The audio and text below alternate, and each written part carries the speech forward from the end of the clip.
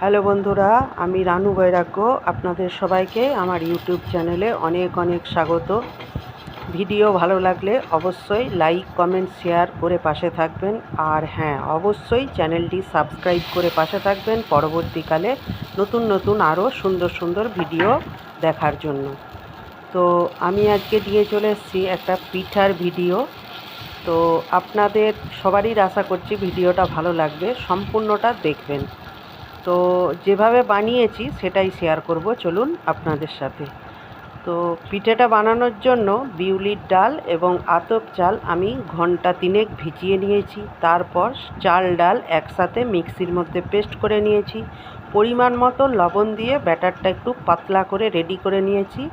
তারপর তাওয়া গরম করে তাওয়ার মধ্যে অয়েল ব্রাশ করে আমি এক এক করে পিঠেগুলো বানিয়ে নিচ্ছি। কেমন হয়েছে পিঠেটা অবশ্যই কমেন্ট করে জানাবেন। আর আপনাদের ওখানে এটা কী নামে পরিচিত সেটাও জানাবেন। আমাদের এখানে তো আমরা এটা সরু চাকলি পিঠা নামে পরিচিত। তো যাই হোক, কেমন লাগলো ভিডিও অবশ্যই কমেন্টে জানাতে ভুলবেন না। আর আমার ভিডিও ভালো লাগলে অবশ্যই পাশে থাকবেন।